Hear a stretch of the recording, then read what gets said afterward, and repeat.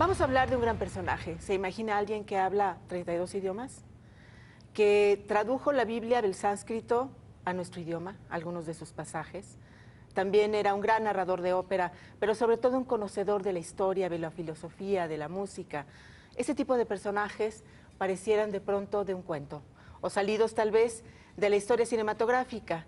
No, era un mexicano, se llamaba don Ernesto de la Peña, y hoy estamos recordando su memoria con uno quizá de sus mejores alumnos, pero también uno de sus más íntimos amigos, el maestro Sergio Vela, consejero artístico de la Academia de Música del Palacio de Minería.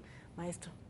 Encantado, Nora Gracias de Patricia. veras por venir aquí. Un placer poder platicar nuevamente juntos y más tratándose de un tema tan entrañable como es la memoria de Ernesto de la Peña. Sergio, ¿cómo era don Ernesto de la Peña? Vamos a iniciar con la persona. Bueno, yo creo que lo primero que hay que decir es que era un individuo absolutamente singular, una rara avis, le podríamos decir, para utilizar a lo mejor un término que él mismo hubiera empleado, no necesariamente para describirse a sí mismo, sino para describir a alguien que sale de lo habitual.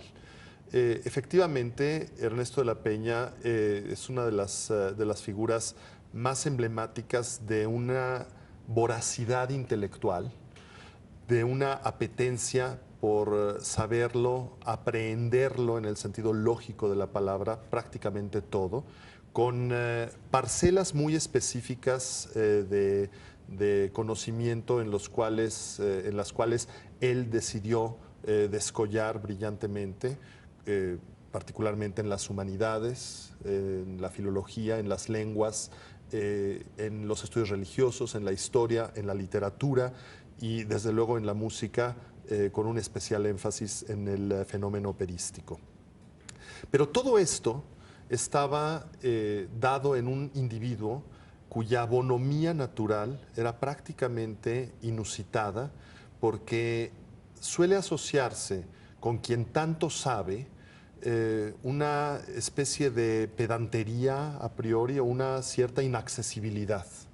Y me parece que una de las características, uno de los rasgos esenciales de Ernesto de la Peña era ese joie de vivre, esa felicidad en la vida que implicaba, sin dejar de ser crítico y sin dejar de cargar con amarguras personales, con duelos íntimos muy profundos, una vocación hacia la felicidad, hacia el gozo intelectual, el gozo estético y todos los placeres que pudiera ofrecerle la vida. Pero además de todo esto, Ernesto de la Peña tenía una simplicidad y una modestia descomunales en su trato con los demás. Jamás hubo una distancia o una descortesía, ni mucho menos un dejo de arrogancia por saber cuánto sabía y hacer una especie de menosprecio o desprecio hacia los interlocutores reales o potenciales. Y en última instancia, todo esto se veía reflejado también en otra de sus rasgos distintivos, que era una vocación pedagógica. Ernesto de la Peña era feliz comunicando lo que sabía, comunicándolo de una manera amena, de una manera grata, nunca trivializándola.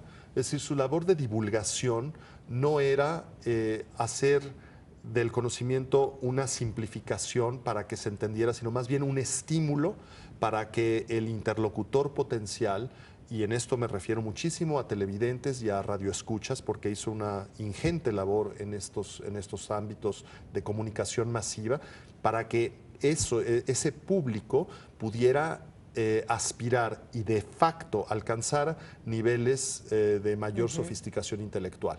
Pero lo hacía conducido amablemente, es decir, Ernesto fue un mentor que llevaba de la mano a sus escuchas, a sus telespectadores, a los interlocutores de sus conferencias y desde luego a todos aquellos que tomaron en algún momento dado clases o lecciones magistrales con él. Entonces estamos hablando sí de una persona que se distingue por mucho. Lo que sabía, la cantidad de conocimiento que acumuló, Es una de las primeras peculiaridades. Un maestro, definitivamente, de porque tiempo con este completo. conocimiento él lo podía llevar en distintos ámbitos hacia quienes lo seguían, y eso es muy importante. Y además, sin yo duda. quisiera hacer un paralelismo.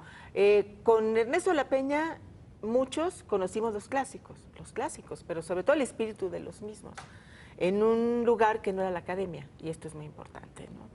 Este conocimiento de los clásicos, me parece, y tengo la idea, Sergio, no sé cómo lo veas, ha sido una interpretación también del mundo actual en su voz, una relación, un binomio que se daba cuando uno lo escuchaba o leía lo que él escribía. A mí esto me sorprendía muchísimo, porque pocos pueden traducir el mundo moderno con una visión pasada. Ernesto de la Peña era simultáneamente un hombre del pasado y un hombre del presente.